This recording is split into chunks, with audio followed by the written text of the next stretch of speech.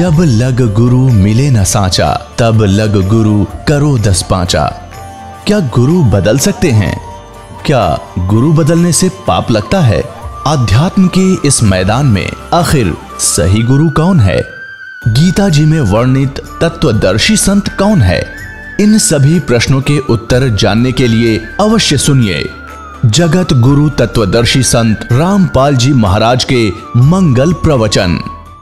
अब और दिखाते हैं। ये देखिएगा, 23 पृष्ठ पे है, ये 23 पृष्ठ है। इस 23 पृष्ठ पे यहां लिखा है, इस संगठन का स्वामी संचालक कोई ग्रस्त व्यक्ति होगा। अब तक दुनिया में सबसे बड़े विचारक के रूप में ख्याति प्राप्त करेगा। वह व्यक्ति सामाजिक उत्तरदायित्वों से लेकर संसार के सब देश शांतिपूर्ण कैसे रहें, उसकी यह व्यवस्थित आचार संहिता तैयार करेगा। उसके जीवन भर के संग्रहित विचारों को यदि एक पुस्तक में लिखा जाए तो बहुत बड़ी पुस्तक बन जाएगी। इसका अर्थ ये है। यहाँ एक 29 पृष्ठ पे देखिएगा, 29 पृष्ठ पे, एशिया के किसी देश, संभवतः भारतवर्ष में, एक नम्र ग्रामीण परिवार में एक महान आत्मा ने जन्म ले लिया है, जो एक महान आध्यात्मिक क्रांति का सूत्रपात, संचालन और नियंत्रण करेगा। इसके पीछे क्रियाशील आत्माओं की शक्ति होगी जो संसार की वर्तमान विकृत परिस्थितियों को बदल डालेंगी। 1999 में ये क्या बोला गया है कि एक ऐसे व्यक्ति ने जन्म लिया है जिसकी अकेले ही उत्पादित शक्ति किसी भी शक्ति संपन्न राष्ट्र के बराबर होगी।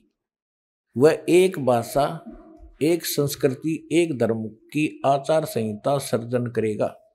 यहां देखिएगा 43 पृष्ठ पे,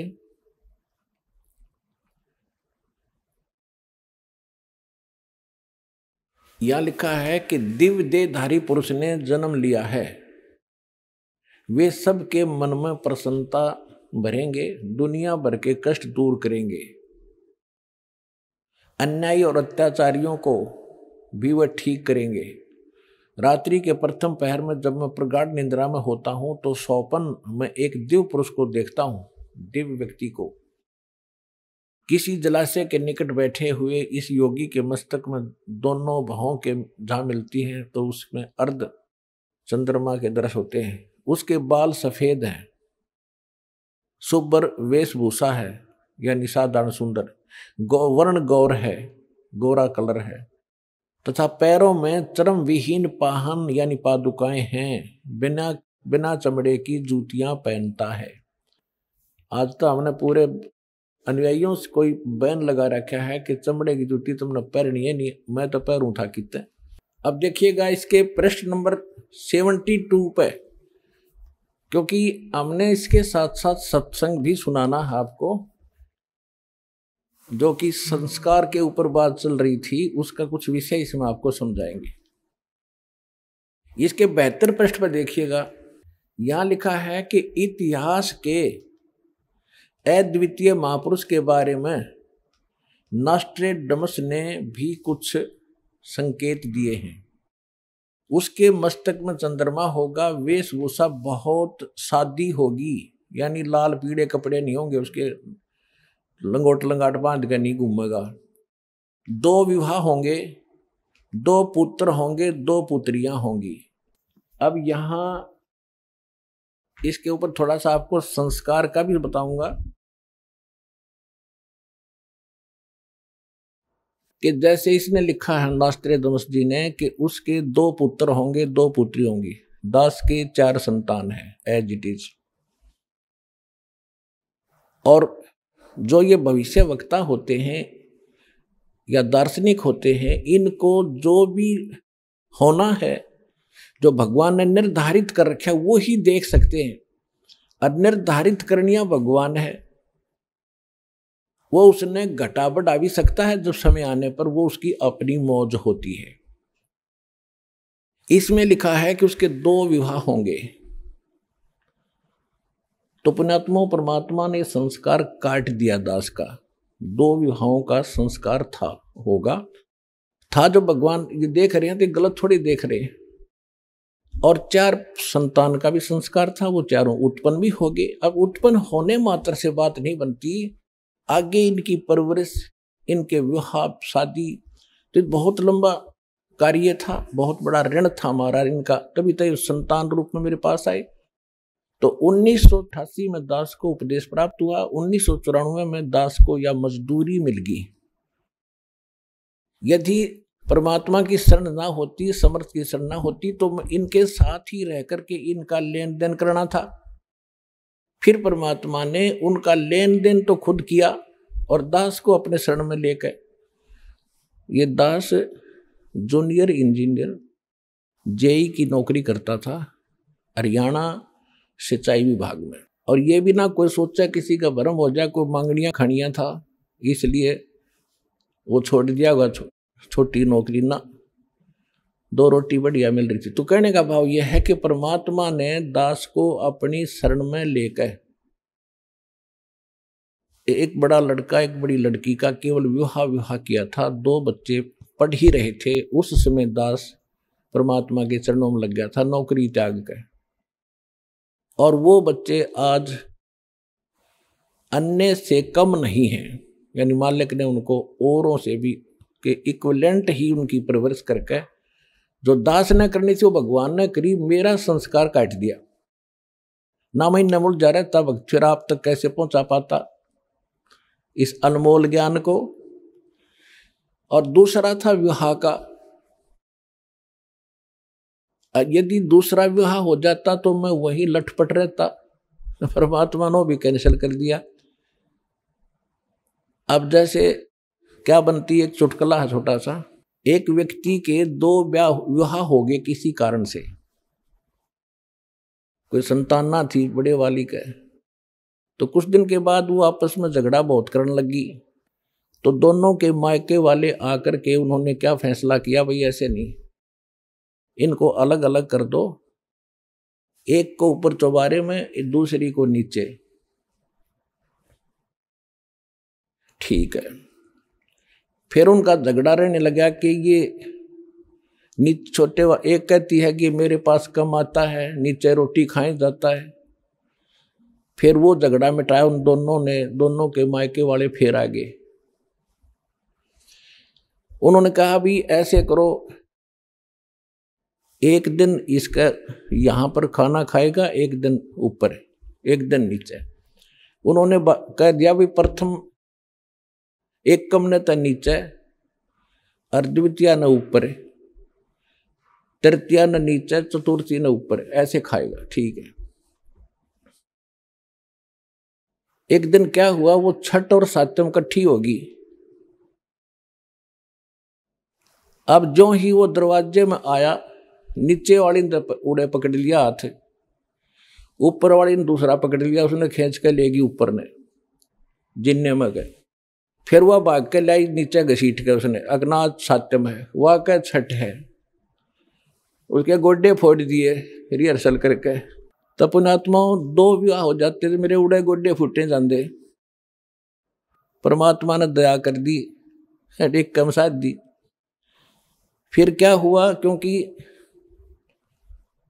ये 2 विवाह इतने बुरे बताए हैं कि एक बार उसी व्यक्ति का चोरी होगी, चोर पकड़ लिया, पंचायत हुई, पंचायत में फैसला हुआ भाई जिसका धन जा रहा है वो बता दे इसको क्या सजा दें। और जिसके 2 ब्याह हो रहे थे वो दुखी छक्कर था, इन्होंने बोला इसके 2 ब्याह कर दो, और छठ सातम इकट्ठी होगी जब देखूंगा इसने।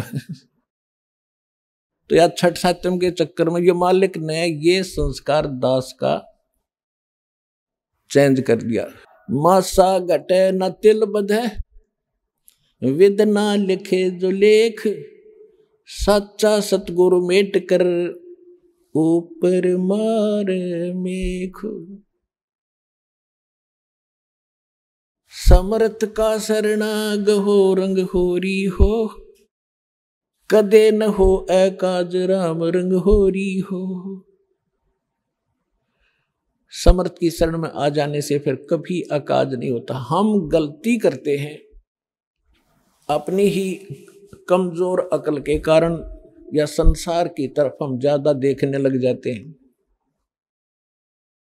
पुण्यात्माओं, यदि आपने मोक्ष पाना है और यहां भी सुखी रहना है और सुख में सथल सथान सतलोक में जाना है, तो संसार की तरफ मत देखना।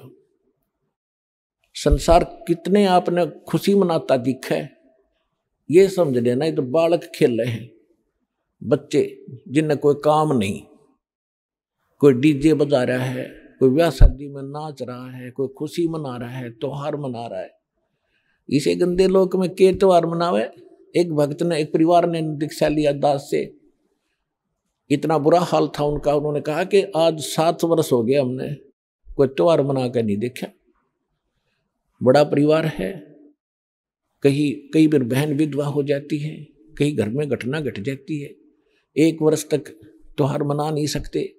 7 साल हो गया हमने त्योहार मना कर नहीं देखा। तो बताओ फिर मनाओ त्योहार। तो परमात्मा कहते इस गंदे लोक में के त्योहार मनावे और के नाचे कूदे। ब्याह के समय में एक लड़के का विवाह हो रहा था, पहले दिन तो डीजे बजाओ, घुट्टी लाओ, नाचे कूदे, पूरा मस्ता रखा। अगले दिन दुर्घटना मृत्यु होगी उस दुल्हे की, बिहान जावा था राय में, रास्ते में। अब वो परिवार टक्कर मार रहा है, बुरा हाल हो रहा है, इकलौता पुत्र था। तो यहां संत कहते हैं इस गंदे लोक में और तुम यहां खुशी मना रहे हो, घनी पी रखी तुमने, ये नशा ज्यादा हो गया इस काल की भांग का। जब आपकी यह भांग उतरेगी आप हंस के दिखाई दियो ढंग से, आपको पता चलेगा कहाँ फंसे हैं। 1 सेकंड में ना जाने के बिजली गिर जाए, आज खुशी मना रहे हैं, कल टक्कर मार के रो रहे होंगे। तो इससे भी बचने के लिए आपने इस परमेश्वर कबीर जी की शरण में पड़ा रहना होगा। और जो यहां से निकल जाता है, मर्यादा भंग कर दी, वो यहां से गया, फिर अन्य स्थानों पर बैठेगा। अब जैसे बच्चे स्कूल जाते हैं, पहले दास ने जब स्कूल जाना प्रारंभ किया तब हमारे यहाँ पढ़ाई की विशेष व्यवस्था नहीं थी। व्यवस्था स्कूल तो था मिडिल तक का, लेकिन एक रुचि नहीं थी पढ़ने और पढ़ाने की। तो मेरा साथी थे जो हम पहले पाली जाया करते पशुओं के, किसान परिवार में दास का जन्म है। तो वहां अपने मस्ती तक कूदने खेलने खूब ठाठ से, कोई काम नहीं था। फिर हम स्कूल जाने लगे तो जो स्कूल नहीं जाते थे वो क्या करते थे, कोई तो गधे पर बैठ कर घूम रहा है शरारत करनी बच्चा अंदर, कोई तालाब में नहा रहा है, हाँ कोई कुछ कर रहा है। तो अब विद्यार्थी ने उसकी तरफ नहीं देखना चाहिए जो विद्यालय में नहीं जाता, जो विद्यार्थी नहीं है, वो तो अपने कर्म बिगाड़ रहे हैं। तो हमारे साथ के जो नहीं पढ़ा करते वो हमने नो दिखा करते तो बड़े फरी हैं, कोई न दुख नहीं, हमने मास्टर भी पिटाई कर देते हैं और पढ़ना भी पढ़ रहा है। तो हम इतने बंदिश में मान रहे थे अपने आप को। अब पता चला हम तो जूनियर इंजीनियर लगा दास तो, और वो वहीं पर मजदूरी कर रहे हैं, तो कितना अंतर हो गया। तो इसी प्रकार आप जी ने इस मार्ग में आप समझ लो विद्यार्थी हो, और जो भक्ति नहीं करते वो विद्यार्थी नहीं है। तो उनके सुख देखकर आप इस मूल उद्देश्य को भूल जाओगे तो आपको भविष्य में बहुत घना दुख हो जाएगा। तो इस कारण से संसार की तरफ ना देखना, इस मार्ग पर चलने के लिए। और जो इस सत्संग को छोड़ जाते हैं उन्हीं के ऊपर अटैक होते हैं, काल उन्हीं को फिर हानि पहुंचा देता है मर्यादा भंग होने के बाद। उसके विषय में सूक्ष्म वेद में कहा है कि जो पुण्य आत्मा होती है, हंस होते हैं। हंस का क्या अर्थ है? हंस का अर्थ है जिसने दूध और पानी को अलग अलग कर लिया। एक हंस पक्षी होता है, उस हंस पक्षी के अंदर परमात्मा ने एक ऐसा गुण दिया है कि उसमें 1 गिलास दूध 1 गिलास जल मिलाकर उसके आगे रख दो, वो चोंच डालती उसको अलग अलग कर देगा। दूध ग्रहण कर लेगा, जल नू का अनुशेष छोड़ देगा। तो पुण्यात्मा कहते हैं ना, दूध पानी छान ले भाई, यानी अच्छी तरह जांच कर ले। जांच करने के बाद आप इस मार्ग को ग्रहण करें, फिर आप हंस होगे।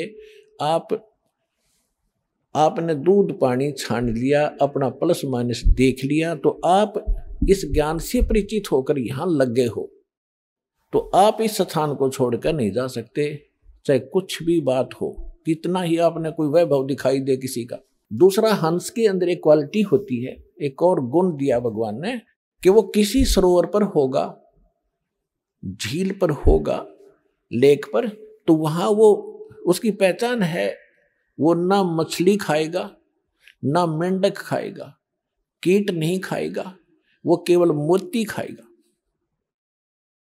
और उसी की शक्ल का एक होता है बुगला। बुगला मोती नहीं खाएगा, वो ही खाएगा, मच्छी खाएगा, मेंढक खाएगा, कीड़े मकोड़े खाएगा। तो इतना अंतर हो जाएगा आप में और जगत में।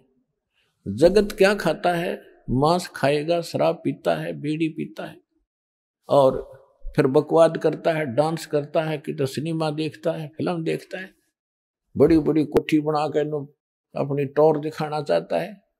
तो वो तो समझ लो परमात्मा कहते हैं ये भगत के लक्षण नहीं है। फिर क्या बताया है कि जैसे, और मान लीजिए कोई व्यक्ति भक्ति नहीं करता और वैसे नेक आत्मा है, शराब भी नहीं पीता, मांस भी नहीं खाता, वो तम्बाकू का प्रयोग भी नहीं करता, नेक नीति से रह रहा, तो भी अपना जीवन नाश कर रहा है। कैसे? जैसे 2 एकड़ जमीन है, 1 एकड़ जमीन को खूब संवार दिया, खूब बुरी अच्छी तरह घास फूस काट दिया, उसका निर्मल कर दिया संवार के, और बीज बोया नहीं, वो समरा सुमराया खेत के काम आया जब बीज ना बोया। और दूसरा वो जिसमें झाड़ दंखाड़ जमे हैं उसमें कुछ वो संवारा नहीं, उसमें कोई अंतर नहीं। हाँ, उसमें अगर बीज डाल दिया जाता है तो उसका लाभ है। इसी प्रकार जो विकार नहीं करते और भक्ति नहीं करते वो भी व्यर्थ है, वो समारे हुए खेत की तरह समझ लो। और दूसरे जो कबाड़ करते हैं वो उस जिसमें सारा खरपतवार उग रहा है, झाड़ बोझड़े उगे, वो समझ लो। तो संत की शरण में आने के बाद उन दोनों का कल्याण होगा। अब जैसे किसान है, उसको समरा खेत मिल जाए तो घना खुशी होता है, तुरंत बीज बो देगा, 1-2 बार बाक है, और वो बंजर भी मिल जाता है तो उसका भी करता है इलाज। वो उसने काट के पीट के खोद के उसके सारे डंगे हटा के फिर बोएगा। तो वो व्यक्ति भी जो भक्ति नहीं करते, उनमें कबाड़ उग गया है। यहाँ आगे तो हमारे पास वो हथियार हैं सत्संग रूपी प्रवचनों के, उनके सारे डंगे काट देंगे और सतनाम का बीज बो के सफल करेंगे।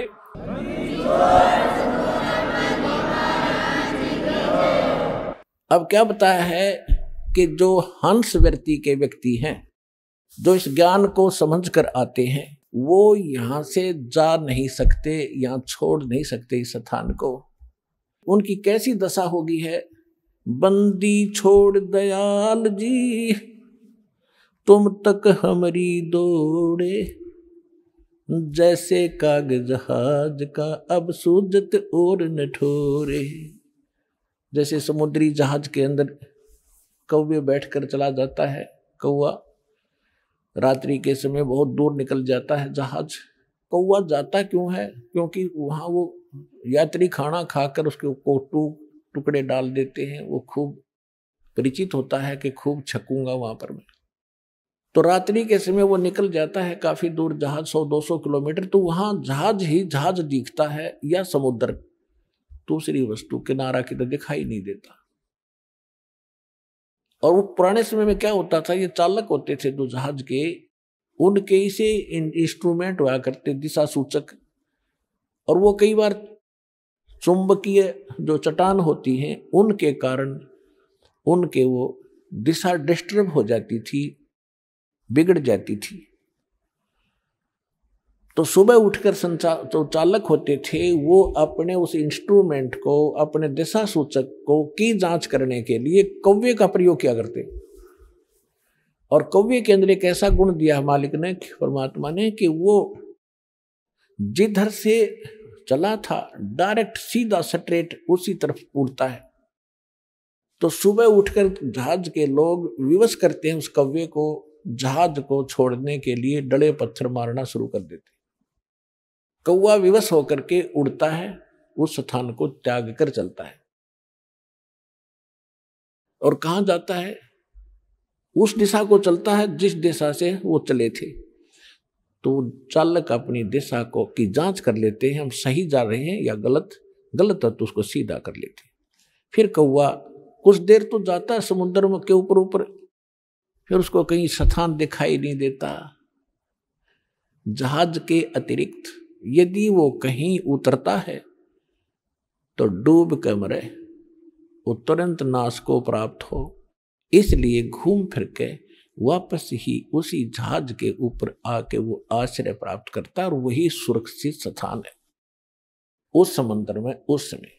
तो पुण्यात्माओं, जब आपको ये स्थिति आ जाएगी कि इस विश्व में कबीर पर जैसा भगवान नहीं, हरीश रामपाल दास जैसा ज्ञान नहीं, और बरवाला आश्रम जैसा स्थान नहीं, और ऐसा भक्ति और विधि नहीं इस पृथ्वी पर, तो पुण्यात्माओं आपकी वो दशा होगी लास्ट में कि हे बंदी छोड़ दयाल जी, तुम तक हमारी दौड़े, जैसे काग जहाज का अब सूझत और न ठोरे।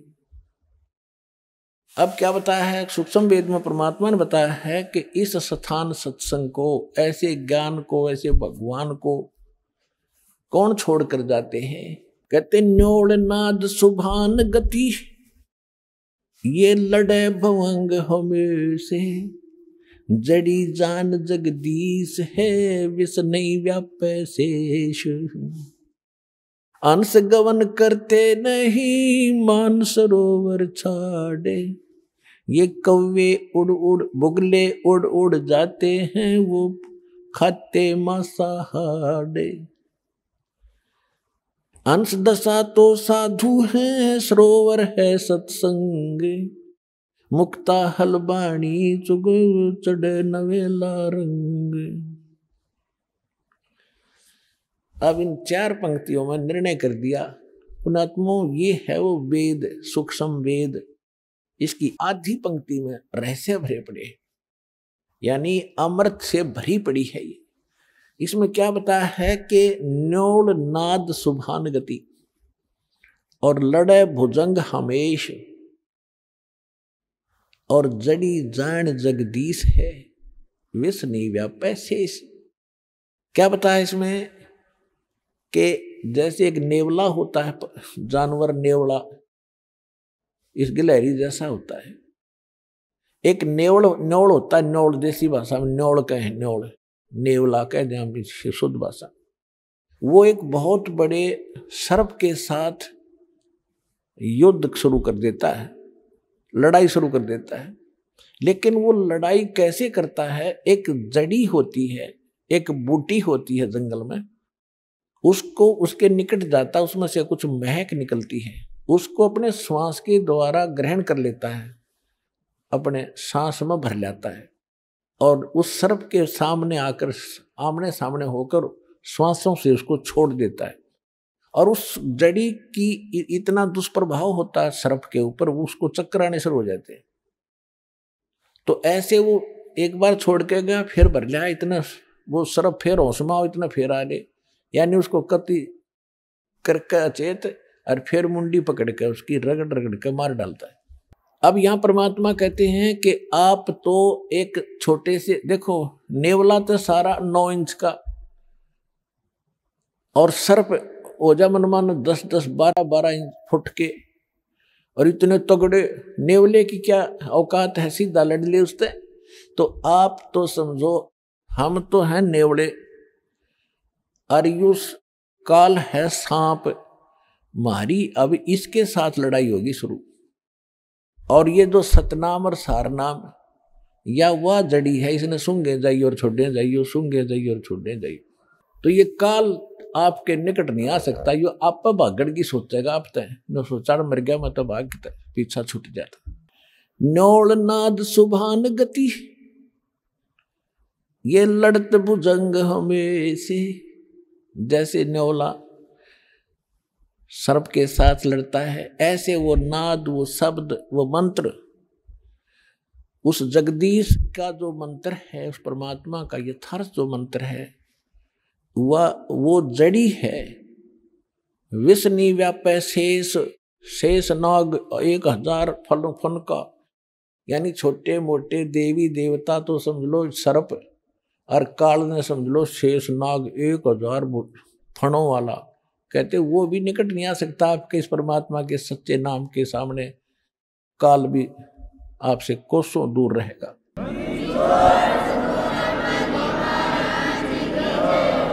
और देखो क्या बताया, कितना गजब। नेक्स्ट पंक्ति में और कमाल कर दिया। हंस गवन करते नहीं ये मान सरोवर छाड़े। हंस, हंस, आप हंस हैं तो तत्व ज्ञान को समझ कर आए हो। आपने दूध और पानी छान लिया। दूसरे आपने विकार त्याग दिए, बीड़ी शराब मांस तंबाकू दान दहेज ये बकवाद नहीं करोगे तो आपने वो, आप मेंढक मच्छी नहीं खा सकते। कहते हैं अनसा देश सुदेश का और पड़ा कुदेशा आए, जिनका चारा मोतियां वो गोग्यों क्यों पतियाए। ओए होए, कितनी प्यारी वाणी बोल रखी है कि ये जीव, ये हंस, मेरा बच्चे उस सुदेश के थे, अच्छे लोक में रहा करते थे, और ये गिर गए इस कुदेश में, बुरे देश में आ गए। और जिनका चारा मोतियां, जो हंस मोती खाते हैं वो घोग्यों क्यों पतियाए। घोगे यानी कीड़े मकोड़े, आपने देखे होंगे, ये संकले से है ना, छोटे छोटे जीव होता है ना, मांस का टुकड़ा सा। और ये जो कौवे हैं, बुगले हैं, ये उन घोग्या ने खाया करे, कीड़ा ने। तो कहते जिनका चारा मोतियां, जिनको ये पता लग गया हम तो सतलोक के रहने वाले हैं, ये गंद थोड़ा खाया करते हैं, मांस खाना, शराब पीना, बकवाद करना, तम्बाकू पीना, ये कोई, ये हंसों के काम, अच्छी आत्माओं के काम थोड़े ये। तो जब आपको कहते हैं हंसा देश सुदेश का और पड़ा कुदेशा आए, और जिनका चारा मोतियां वो गोग्यों क्यों पतियाए। गोग्यों के ऊपर कैसे प्रसन्न होंगे वो नहीं खा सकते। राम नाम के मोती खाएंगे, परमात्मा के गुण गाया करेंगे, रोज डेली भक्ति करेंगे, दान करेंगे, धर्म करेंगे, इनका तो ये थी वो मोती, ये खाने चाहिए थे। परमात्मा कहते हैं चारों युग में मेरे संत पुकारे, और कूक कहा हम हेल रे, ये हीरे माणिक मोती बरसे, ये जग चुगता ढेल रे। परमात्मा कहते हैं चारों युग में मैं आया, और जिन प्यारी आत्माओं से मैं मिला उनको ज्ञान दिया। उन्होंने और हम सब ने मिलकर ऊंचे ऊंचे स्वर में ढोल पीट पीट के आवाज लगा ली रही, ये ज्ञान गलत है, ये भगवान भक्ति करण के नहीं है। तीन देव की जो करते भक्ति, उनकी कदे ना होवे मुक्ति। 600 वर्ष पहले भगवान कहा करते थे, और वही महापुरुष कहा करते थे जिनको भगवान मिले थे, जिनके शुभ नाम दास ने बहुत बार आपको बताए हैं। तो यहां कहते हैं चारों युग में संत पुकारे, और कोक कहा हम हेल रे, हेल माने रुके दे के आवाज लगा के, हीरे माणिक मोती बरसे, ये जग चुगता ढेल रे। तो ये राम नाम के मोती हम बेखारे गली गली। तो यहां कह रहे हैं कि हंसा देश सुदेश का वो पड़ा को देशा आए, जिनका चारा मोतियां वो गोग्यों क्यों पतियां। यहां पर 80% व्यक्ति ऐसे हैं जो शराबी थे, मांस खाया करते, जो कि तो हुक्का बीड़ी छूटता नहीं, खूब कोशिश कर ली, आज सब ने त्याग दिया। कोई एक आधा कर्महीन लुकमा सुकमा पीता होगा तो उसका चोट लगेगी, उसको हानि घनी होगी, वो फिर दुर्गति करा के छोड़ेगा। तो यहाँ हम अलाउड नहीं करेंगे उस व्यक्ति को जो मर्यादाहीन है, उसको लाभ नहीं होगा, उसको हानि होगी। फिर वही लोग ये समझेंगे जनता जन कि इन्हें नाम भी ले रखा, इसको हानि क्यों हो रही है। हानि तो वो खुद कर रहा है जो मर्यादा तोड़े बैठे, वो चाहे सार नाम भी प्राप्त कर लियो, उसका कितना ठिकाना नहीं। तो इस प्रकार यहाँ क्या कहा जाता है कि हंसा देश सुदेश का पड़ा को देशा आए। अरे पता लगे उस दिन छोड़ दिया आपने, त्याग दी, पहाड़ में जाओ भाई, हम नहीं टच भी नहीं करेंगे चाहे कुछ भी हो। अफीम तक खाते थे, समय तक पीते थे, उन्होंने छोड़ दी। 1-2 दिन तो दिक्कत आई, फिर मालिक ने सहारा दिया अपने बच्चों को। राजकती याद भी नहीं आती उनको।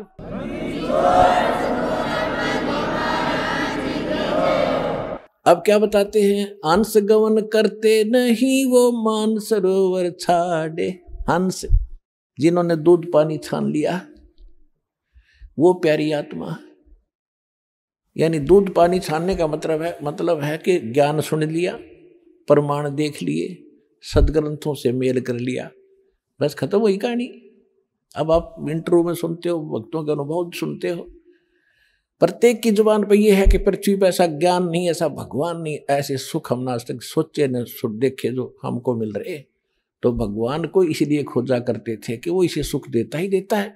भगवान ने ना मिला था हमने, परमात्मा मिलने के बाद फिर दुख के मांगा आपके। वाह भाई वाह। हंस गवन करते नहीं ये मान सरोवर छाड़े। हंस तो उस मान सरोवर को कभी छोड़कर नहीं जागा जहां पर मोती होंगे। और बुगले उड़ उड़ जाते हैं वो खाते मांसाहारे। वो बुगले ही नहीं थे, क्या करते वहां पर, क्योंकि वो तो मोती है, वहां पर गोगे हैं नहीं, वो कीड़े मकोड़े हैं कोई नहीं। वो तो वहां जाएंगे जहां कीड़े मकोड़े मच्छी मंडक मिल रहे उन्हें खाने को। तो जो हंस हैं वो यहां से नहीं जा सकते। अब क्या बताया है, हंस दशा तो साधु हैं। साधु माने जिसने अपने आप को साध लिया, बुराई छोड़ दी, सीधा साध सोए जो सीधा चले, सीधा में विकार रहित बकवादें छोड़ के वो साध है। और साध का कोई लाल पीले कपड़े साध बना है क्या? आप सारे साध हो, आप सारे भक्त हो, आप हंस हैं जिन्हें बुराई त्याग कर भगवान की भक्ति प्रारंभ कर दी। हंस दशा तो साधु है, सरोवर है सत्संग। अब निर्णय भी कर दिया कि ये सत्संग है, ये तो है सरोवर जिसमें मोती के अतिरिक्त कुछ नहीं या बकवाद नहीं है। और जो बुगले हैं, जो हंस हैं, वो यहाँ कति खुश होकर आएंगे। उन्हें चाहिए मोती खाने, उन्होंने राम नाम के। चर्चा भगवान की चलती सारा दिन, भाई बहन बैठकर बतलाती हैं आपस में, भाई बालक से चर्चा करते हैं, बहनें आपस में बताते हैं हमें ये सुख हुआ, हमें ये सुख हुआ। तो ओनों का भी दिल डटता है कि सचमुच हमें भी कभी ना कभी मारी भी सुनाई होगी इस सच्चे दरबार में। जब सबकी हो रही है तो होगी सबकी, लेकिन आपने हिम्मत रखनी पड़ेगी, को थोड़ा समय देना पड़ेगा दाता को। धीरे धीरे रे मना, धीरे सब कुछ हो, माली सींचे सोगड़ा, समय आए फलो। एक आम के पौधे को हम बोते हैं, पहले गुठली बोएंगे, बीज, फिर धीरे धीरे कई दिनों में तो अंकुर दिखेगा उसका, फिर पेटा भरेगा, कहाँ के में चिमका थोड़ा सा, फिर धीरे धीरे उसके 2 पत्ते आएंगे, फिर 4-5 हो जाएंगे, फिर धीरे धीरे, यानी उसकी सिंचाई प्रॉपरली करते रहना। और नू ना देखना कि 15 दिन के बाद इसके आम तो ना लगे, आम लगेंगे, थोड़ा समय दो। और एक बार करके देखो पूरा, उसने इतने आम लगेंगे, खुद भी खा लोगे, पड़ोसी भी तोड़ लेंगे, रिश्तेदारी में भेज दोगे तो भी खत्म ना होगी। तो राम नाम का बीज सद्भक्ति आपको दिया है। तो राम नाम का बीज वास्तविक पूर्ण परमात्मा आपको अब मिले हैं। जो बीज बोया है आपने, इसको एक बार सिंचाई करो, इसकी दान धर्म से, भक्ति सिमरण से, और देखना फिर आपके मुंह का थूक सूख जाएगा। ये बताते बताते दूसरों को कि मुझे के लाभ दिया, आधे तक भूल भी जाओगे, याद भी ना रहेंगे, 5-6 याद आया करो, बताएं बच्चे को ये और रह गई, ये और सुख दिया भगवान ने।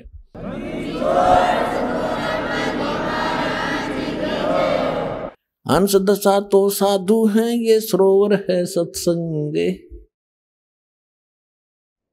मुक्ता हलबाणी चुगेंगे चढ़ नवेला रंगे। यहां जितने ज्यादा आओगे उतना ही दृढ़ विश्वास बनेगा, आपके पुण्य ज्यादा होंगे। या पुण्य कैसे बढ़ते हैं? यहां पुण्य देखो, हम अन्य स्थानों पर जाते हैं, कहीं पर भी आप जाओ, रिश्तेदारी में जाओगे या कहीं और कहीं बैठोगे जहां भक्ति की चर्चा नहीं, तो क्या बतलाओगे? चाहे अच्छी बात भी बतलाते हो तो पुण्य तक कोई नहीं बन रहा। कहीं पर भी आप बैठ के, तो यहां आप चर्चा भी करोगे ना भगवान की, सुनोगे या आपस में बतलाओगे, तो वो ज्ञान यज्ञ का फल आपको साथ मिल रहा है। और पहले हम केवल एक पाठ्य करके न सोचा करते, गीता का एक पाठ कर लिया हमने बहुत बड़ी कमाई कर दी, उसका भी हाथ मिला करती थी, लेकिन मोक्ष नहीं था। अब मोक्ष होगा कंप्लीट कोर्स करने तय, प्रथम मंत्र, द्वितीय मंत्र और तृतीय मंत्र, सतनाम और सातनाम। और इसके साथ साथ ये 5 यज्ञ भी पैरेलल करनी पड़ेंगे आपने। एक यज्ञ है धर्म की, दूसरी यज्ञ है ध्यान, और तीसरी यज्ञ हवन की, चौथी यज्ञ प्रणाम, और 5वीं यज्ञ ज्ञान है। आपने ये भी साथ साथ करनी पड़ेगी। जैसे बीज बो दिया, बीज तो समझो ये मंत्र हैं जो आपको दिए जाते हैं, और खेत आपका अंतःकरण है, ये ज्ञान से साफ हो चुका है। अब इसमें सिंचाई की जरूरत पड़ती है, तो ये 5 यज्ञ जो हैं ये आपकी सिंचाई करेगी।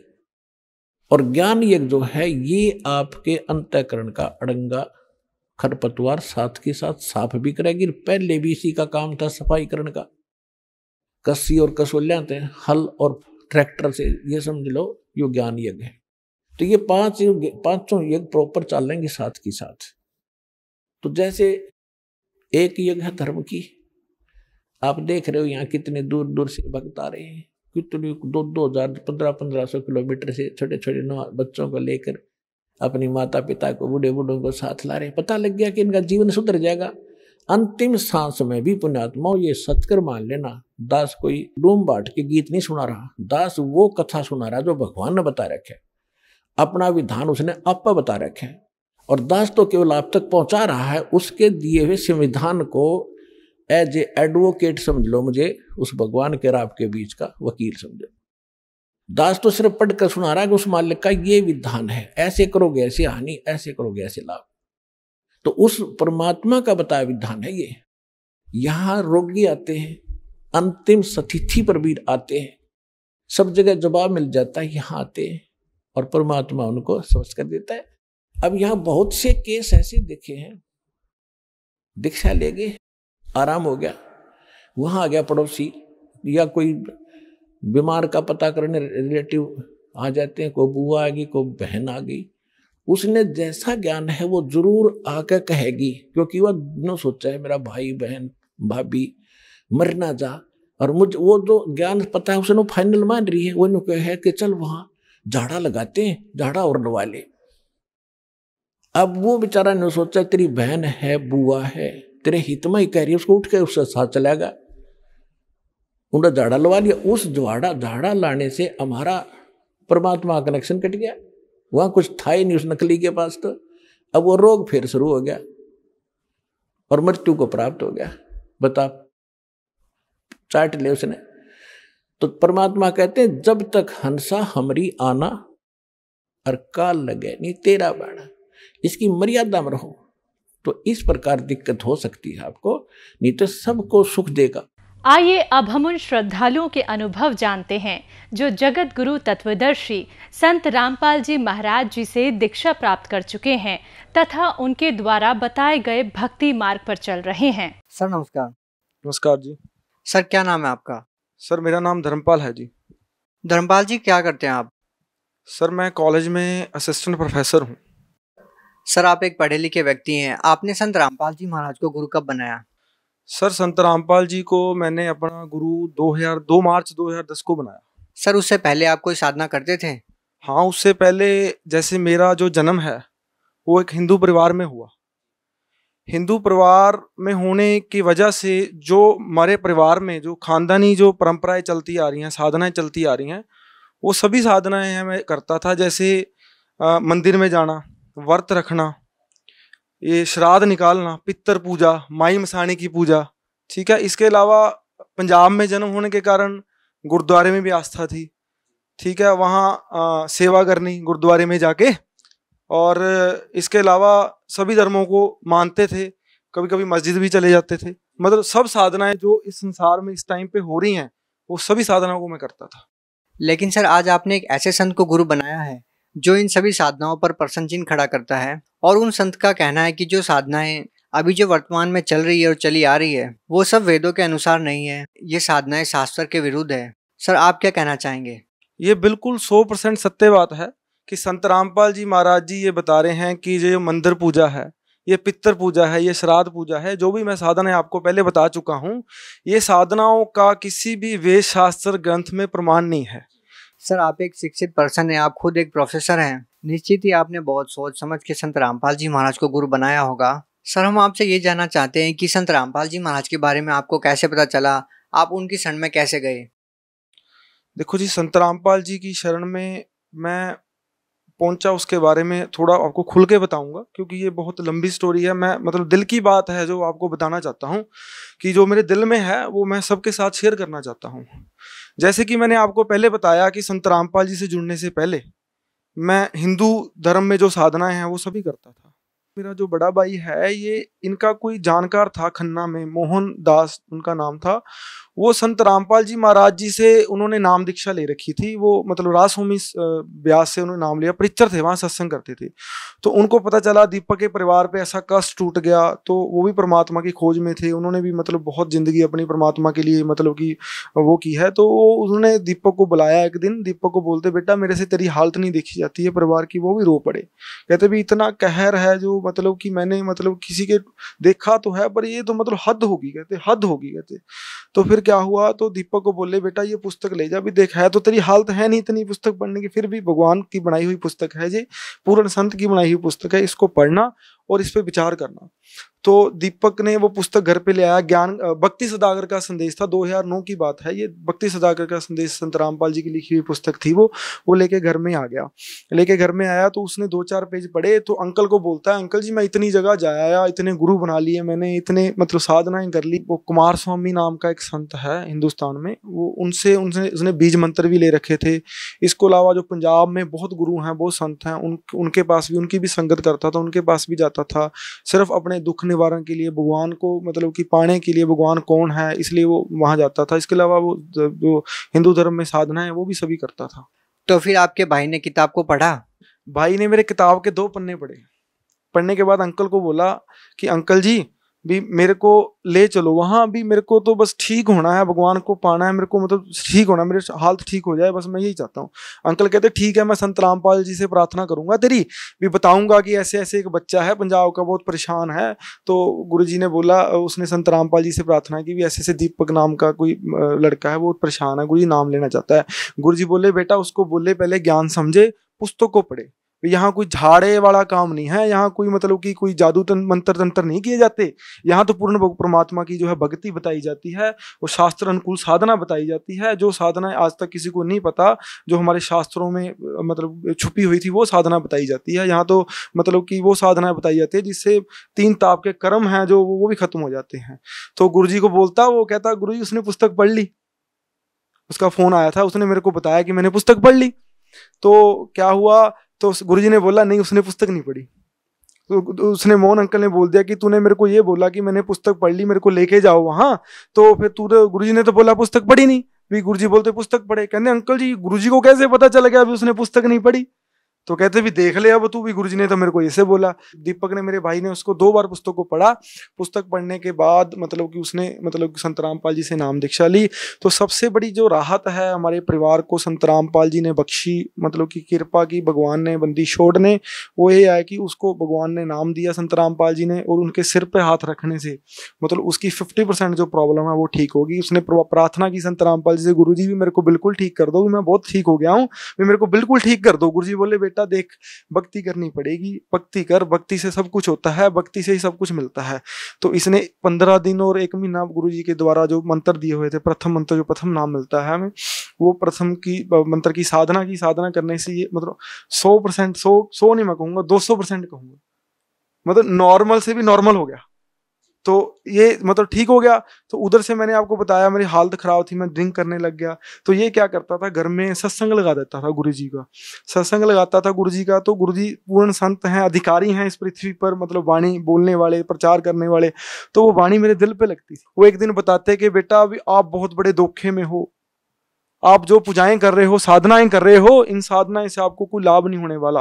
आपकी दुर्गति होगी, आपका नाश होगा, ये साधना करने की नहीं है। कबीर नाम का भगवान है, ये वेदों में प्रमाण है, कबीर साहब भगवान है, गीता में प्रमाण है। वो ये साधना गलत है। जो शास्त्रों वेदों में या जिन संतों ने भगवान को पाया है वो साधना करोगे तो ही आपका जो है वो मतलब कि लाभ हो सकता है, आपको कोई फायदा हो सकता है। अदरवाइज जो जिंदगी है, जो कष्ट आना वो आएगा ही आएगा आपके ऊपर। तो मैंने बात सुनी तो गुरुजी ने एक बार और बताई कि काल है, 21 ब्रह्मांड का मालिक है, सृष्टि रचना बताई। तो वो मैंने जब गुरुजी के वचन सुने, मैंने क्या सोचा यार ये मतलब कि कैसा ज्ञान बता रहे हैं। ये ज्ञान तो मैंने कभी सुना ही नहीं। सत्संग भी बहुत सुने, मंदिरों में भी गया, भजन भी बहुत सुने, ठीक है, कीर्तन भी बहुत सुने, तो ऐसा ज्ञान बताने वाला मतलब कि संत है जो संत रामपाल जी ने जो बताया वो मेरे दिल को लगी। तो मैं स्कूटर पे जा रहा था तो संत रामपाल जी के वचन मेरे को याद आ रहे थे। तो पीछे से ट्रक ने आके मेरे स्कूटर में मारा। मैं वो मतलब कि पलटी खाता 3 पलटी खा स्कूटर पे गिर गया। तो मेरा सिर है जो वो जमीन पे लगा। तो मतलब मेरे को चक्कर आ गए। मैंने सोचा भी मतलब मेरे को ऐसे लगा कि बस भी मैं मर गया मैं। तो मैं जब उठा तो मैंने देखा कि मतलब मैं बिल्कुल ठीक था। तो मैं बहुत रोया वहां स्कूटर खड़ा करके। तो स्कूटर खड़े करके रोया तो मैं घर आ गया। मैंने दीपक को बोला, मैं कहा दीपक भी मेरे को संत रामपाल जी से नाम दीक्षा दवा दे, नहीं तो मैं मर जाऊंगा। दीपक को मैंने जब फिर डाल लिया ऐसे, मैं कहा दीपक संत रामपाल जी के पास ले जा, नहीं तो मैं मर जाऊंगा। भी मरेगी तो मेरी माँ दुख पाएगी। मेरे पीछे काल पड़ गया है, वो मार के हटेगा मेरे को। तो फिर क्या हुआ कि मतलब कि दीपक ने बहुत खुशी हुई, भाई को खुशी हुई। तो भाई ने क्या किया, कहता मम्मी को भी मना, मेरी माँ पड़ी रहती है सारा दिन, मतलब कि बहुत कष्ट में है, दुख में है, भी ये इसको भी राहत मिलेगी। बहुत भगवान का सहारा बहुत बड़ा सहारा है। तो फिर क्या हुआ कि मैंने मम्मी को बताया, मम्मी देख भी ऐसे ऐसे मेरे साथ हुआ, अगर तू मेरे को चाहती है भी मैं मतलब उस संसार में रहूं, कि मैं मत मरूं, तू मेरे साथ चल। भी गुरु जी का ज्ञान तो तू भी सुनती है, सत्संग तू मेरे को बात भी मतलब थोड़ी बहुत कर लेती है। अभी हाँ भी मतलब बातें तो सही हैं, पर मैं नास्तिक हो चुकी हूँ, भी मैं नहीं किसी भगवान को मानती। मैं कहा मम्मी मेरे कारण एक बार संत रामपाल जी के पास चल। तो मैंने गाड़ी में मम्मी को बिठाया, दीपक के साथ चल पड़े। तो आश्रम में क्या हुआ, गुरु जी दर्शन दे रहे थे संत रामपाल जी। दीपक दर्शन करने चला गया था, मैं दर्शन कर लूं बाद में मैं आपसे मिलता हूं, क्योंकि दर्शन तो आपको पता ही है परमात्मा के, संत के, पूर्ण संत के कितना लाभ है दर्शनों का, वो तो हम जानते हैं और किसी को नहीं मालूम। तो ये दर्शन करने गया तो गुरु जी बोले, संत रामपाल जी कहते हाँ भी दीपक दास, आगे तेरी माँ और तेरा भाई। तो ये भागा बाहर आया, कहता देखो गुरुजी ने मेरे को अपनी आप बता दिया भी तेरा भाई और मैं। कहता गुरुजी बोलते फटाफट उनको जल्दी से जल्दी है जो वो नाम दीक्षा है दो। तो फिर फटाफट मैंने फार्म भराया, नाम दीक्षा ली। तो गुरुजी के दर्शन करने गया तो गुरुजी ने मेरे सिर पे हाथ रखा, कहते बेटा तू बहुत जगह फिर लिया, कहते एक बात हमेशा याद रखना मेरी, इस पृथ्वी के ऊपर इस जगह के अलावा कहीं कोई ठिकाना नहीं है। तो मैं रो पड़ा। तो गुरुजी ने मेरे को बहुत प्यार किया, सिर पे हाथ फेरा, मतलब कि बहुत अच्छा लगा मेरे को। तो फिर गुरुजी आगे चले गए, मैं खड़ा रहा, क्योंकि अट्रैक्शन इतनी तकड़ी थी, इतनी तकड़ी पावर अंदर एंटर कर गई कि मतलब ऐसा लगता था जैसे पता नहीं कितना भार है जो सिर से हल्का हो गया हो। लगता है वो तो जिससे मर्जी संत रामपाल जी के न्यायियों से पूछो, आशीर्वाद से क्या लाभ मिलता था उनको। सर यहाँ पे दो स्थितियां देखने को मिली। एक तरफ आपके माता पिता ने राधा स्वामी पंत से नाम दीक्षा ले रखी थी, और आपकी माताजी ने आपके पिताजी को, अपनी मम्मी को, अपनी बहन को, और उनका बेटा डिप्रेशन में चला गया, आप शराब पीने लग गए और खुद उनको दौरे पड़ने लग गए। एक तरफ तो एक संत की साधना करने से इतने सारे दुखों का पहाड़ टूट पड़ा, जिससे व्यक्ति नास्तिक बन जाता है और नास्तिकता की तरफ चलने लगता है, जैसे कि आपकी मम्मी जी चले गई। दूसरी तरफ एक संत है संत रामपाल जी महाराज, जिसकी भक्ति, जिसका नाम, जिसका सत्संग सुनने मात्र से आप लोगों को इतने सारे लाभ मिले। सर ये डिफरेंस क्यों है? आखिर हमारे संसार में, हमारे समाज में ये कहा जाता है कि संत सब एक होते हैं, उनसे नाम दीक्षा लेने से ही मोक्ष हो जाता है, लेकिन यहाँ पे दो स्थितियाँ क्यों? देखो ये दो स्थितियों का कारण ये है कि हमें आज तक ये बताने वाला ही कोई नहीं था कि कौन सी साधना करने वाली है और कौन सी नहीं करने वाली। लोक वेद के अनुसार आज भी सारी दुनिया लगी हुई है, संत रामपाल जी के न्यायों को छोड़ के आज भी दुनिया है वो लोक वेद के हिसाब से लगी हुई है। उनको ये नहीं पता भी कौन सी साधना करने की है और कौन सी साधना है जो नहीं करने की है। तो संत रामपाल जी हैं जो इन्होंने मतलब कि आपने क्वेश्चन पूछा कि ये डिफरेंस क्यों है, तो संत रामपाल जी ने ये डिफरेंस है, ये मतलब कि संत रामपाल जी ने ये हमें बताया कि 4 वेदों, 6 शास्त्र, 18 पुराण, गुरु ग्रंथ साहब, बाइबल, गीता, महाभारत, रामायण, जितने भी धार्मिक रिलीजियस बुक्स हैं उनमें से खोल के दिखा दिया कि ये देखो जो आप साधनाएं करते हो ये करने की नहीं है, ये लिखी हुई है। मैं अपनी तरफ से नहीं कह रहा, मैं अपनी तरफ से एक शब्द कहूँ तो ये दुनिया मेरे को मार देगी, ये मैं अपनी तरफ से नहीं कह रहा शब्द एक भी, ये मैं शास्त्रों में से बीच निकाल के कह रहा हूँ। देखो ये करोगे तो फायदा होगा, भगवान से लाभ मिलेगा, अदरवाइज आपने जो पिछले जन्म के कर्म किए हैं उसके हिसाब से आपकी जिंदगी है जो वो चलेगी। सर, संत रामपाल जी महाराज जी ने अपने सत्संगों में आप लोगों को वादा किया कि यदि मेरे द्वारा बताई गई भक्ति अनुसार साधना करेंगे तो आपको सभी दुखों से निजात मिलेगी। जैसा कि आपने हमको बताया कि संत रामपाल जी महाराज से नाम दीक्षा लेने से पहले आप लोगों के ऊपर दुखों का पहाड़ टूटा हुआ था, आप लोगों को बहुत सारे दुख थे। उन दुखों का सिलसिला कैसे रुका? आपने बताया कि आपके भाई के नाम दीक्षा लेने से रुक गया। तो सर, क्या संत रामपाल जी महाराज से आपने नाम दीक्षा ली, शराब पीने लग गए थे, डिप्रेशन में रहने लग गए थे, आपकी माताजी को दिल के दौरे पड़ने लग गए थे, उस स्थिति में आपको कितना लाभ मिला? जैसे कि मैंने आपको बताया कि संत रामपाल जी, जैसे आपने भी कहा कि सत्संग में संत रामपाल जी आपके बताते हैं कि मैं वादा करता हूँ, कहीं मर्जी लिखा लो मेरे से कि जो दास ये भक्ति बता रहा है, ये दास जो साधना बता रहा है, ठीक है, इस साधना करने से आपको भगवान की प्राप्ति भी होगी और आपके हर कष्ट का निवारण होगा। तो ये गुरु संत रामपाल जी कहते हैं सत्संग में। तो संत रामपाल जी ने मेरे परिवार के ऊपर बहुत दया बख्शी, मेरी माता जी हैं वो, उनके ऊपर दया बख्शी, वो मतलब आज इतनी खुश हैं, रोती जरूर हैं कि बंदी छोड़ संत रामपाल जी आप हमको पहले मिल जाते, अब मेरे को पहले ये साधना दे देते भी, हमने 30 साल रास होम में गाल लिए, ये देवी देवताओं की इतनी भक्ति कर ली है ना, अब तो शरीर भी बूढ़ा हो गया, अभी संत रामपाल जी पहले नाम दे देते। रोती अब मतलब है खुश, बहुत इतनी खुश है कि मैं उसको देखता हूँ तो मैं संत रामपाल जी का बहुत बहुत दिल से धन्यवाद करता हूँ। और उसके बाद मेरा भाई है जो वो मतलब संत रामपाल जी नाम लेने के बाद डिप्रेशन से, वो आपको मैंने बताया कि 200%, 100 बोलते हैं, मैंने 200 बता दिया आपको, मेरे को पता है ना 200% की क्या वैल्यू है, तो 200% ठीक हो गया। उसके बाद जो मेरे को लाभ मिले वो मैं आपको बताता हूँ। लाभ तो देखो भगवान ने इतने दिए हैं कि ये संत रामपाल जी महाराज जी उस भगवान की भक्ति जो साधना हमें बताते हैं, करवाते हैं, जो पल पल में लाभ देता है। आपको ऐसे लग रहा होगा कि जैसे मैं मतलब कि झूठ बोल रहा हूं, अगर मैं झूठ बोलूं तो मेरी जीभ कट जाए, मेरी जीभ कट जाए अगर मैं झूठ बोलूं, तो मेरे को पल पल में लाभ हुए हैं, पल पल में भगवान मेरे साथ चलते हैं। ऐसी संत रामपाल जी ने साधना हमको बताई है। तो क्या हुआ कि जैसे मैंने आपको बताया कि मैं शराब पीनी शुरू कर दी, उससे क्या हुआ कि जो मेरा गाल ब्लैडर है उसमें पॉलिप हो गया, गांठ बोलते हैं इसको, वो होगी, तो दर्द रहना शुरू हो गया। तो दर्द रहना शुरू हो गया तो संत रामपाल जी महाराज जी नाम लेने से पहले की बात बताता हूँ। तो मैं डॉक्टर के पास गया, डॉक्टर बोलता कि स्कैन करा लो, ठीक है, स्कैन कराई तो स्कैन में जो है 6 mm का पॉलिप आ गया गाल ब्लैडर में। तो तकलीफ होती थी, मैं क्या चल कोई बात नहीं, भी अब है तो है नहीं सहारा, देखी जाएगी, जो होगा मरना तो है ही, एक दिन मर जाएंगे, कोई बात नहीं, मैं क्या देखी जाएगी। दुख में था, कुछ समझ नहीं आ रहा था, पागल जैसी स्थिति थी, वो स्थिति बहुत भयंकर स्थिति थी मेरी। तो फिर क्या हुआ कि जब संत रामपाल जी से नाम लिया मैंने, देखो मेरे को 1 महीना तकलीफ तो रही है, तो एक दिन बहुत तकलीफ हुई मेरे को, मैं घर पे ही था, तो मैंने क्या किया, मैंने सोचा कि यार ये तकलीफ दर्द बढ़ता जा रहा है, भी डॉक्टर ने मेरे को बोला था कि इस गाल ब्लैडर को रिमूव करा दो, नहीं तो ये भयंकर बीमारी में कन्वर्ट हो जाएगा। तो क्या हुआ फिर मैंने क्या किया, 1000 रुपया घर से उठाया, तो मैंने फिर स्कैन करा ली। मैं क्या बंदी छोड़ भी, मतलब कि आप ही सहारा हो, देखो मतलब कि मैं तुम्हारा बच्चा हूँ भी, मतलब मेरे को पूरा विश्वास है आपके ऊपर कि मेरे को मतलब कोई ऐसा कष्ट नहीं आ सकता, कि मैंने आपको पूरी अच्छी तरह से समझा है, जाना है, और मैंने अनुभव भी किया है, महसूस भी किया आपके मतलब कि उस पावर को महसूस किया है। तो जब मैंने संत रामपाल जी को याद किया तो बस में बैठ गया, तो स्कैन कराने चला गया, तो डॉक्टर ने बोला लेट जा यहाँ, तो डॉक्टर ने मेरी 25 मिनट स्कैन की, पूरे 25 मिनट वो देखता रहा, कहता यहाँ दर्द हो रहा है, यहाँ दर्द हो रहा है। मैंने कहा डॉक्टर साहब बताओ तो सी भी क्या तकलीफ है पेट के अंदर, भी आप तो 25 मिनट हो गए, आगे तो 5 मिनट लगते हैं स्कैन कराने। कहता बैठ जा, भी तेरे को बताते हैं क्या तकलीफ, मेरे को स्कैन करने, मेरा ध्यान मत डिवर्ट कर। वो देखता रहा, पता नहीं संत रामपाल जी ने क्या कुछ दिखा दिया उसको, तो देखता रहा, तो मेरे को बोलता जा अब तेरे को रिपोर्ट देता हूँ। मैं क्या बताओ तो सी, मेरे को बहुत घबराहट हो रही है। कहते घबराने की जरूरत नहीं है, भी तू जा बाहर, भी मैं तेरे को बताता हूँ बाद में। तो उसने रिपोर्ट मेरे को हाथ में दमा दी, कहते ये पढ़ ले। तो मैं मतलब कि संत रामपाल जी पे तो पूरा विश्वास था, तो मैंने रिपोर्ट नहीं पढ़ी हो, मैं बस में बैठ गया।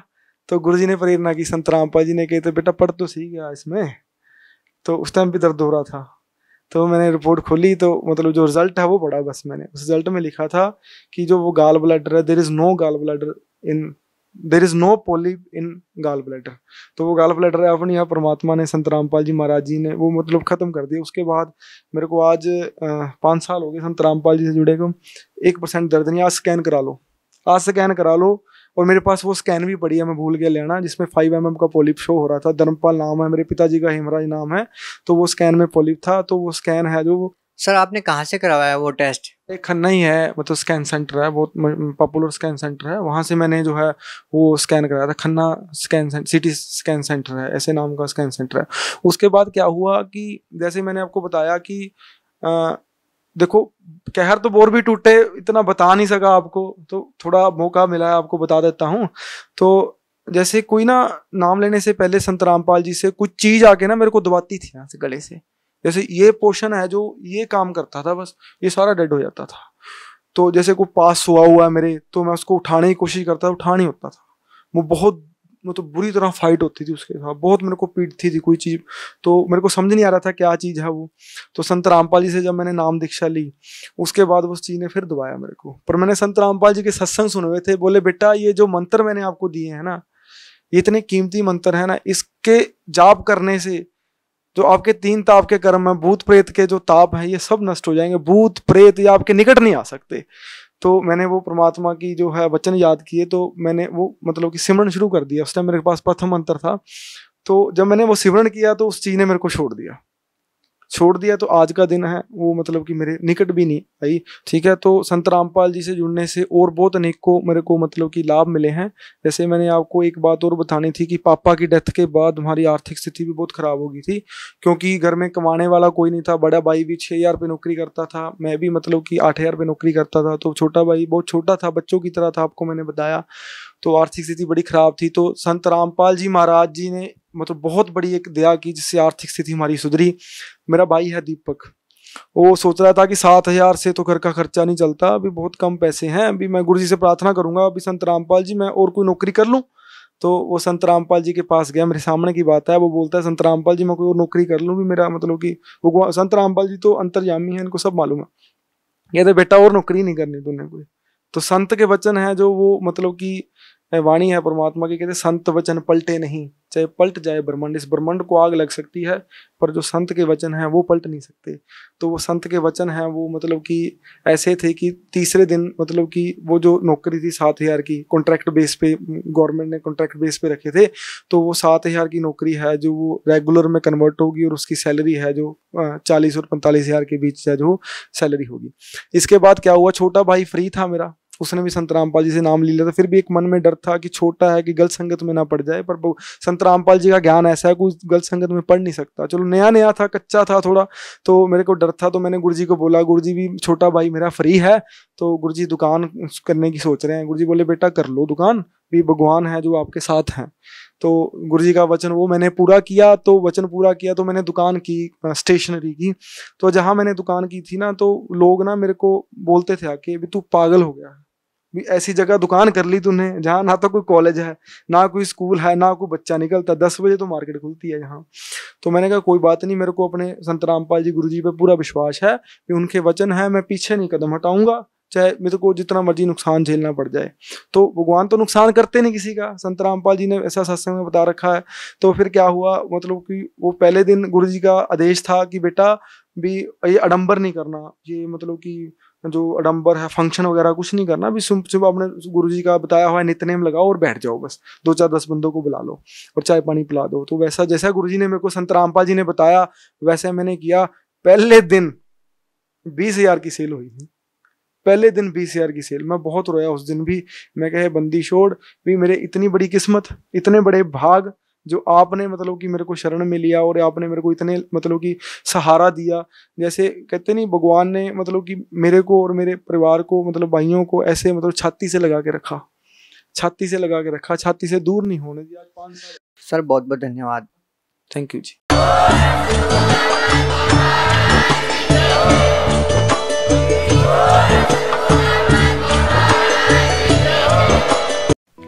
आप सुन रहे थे जगत गुरु तत्वदर्शी संत रामपाल जी महाराज के मंगल प्रवचन।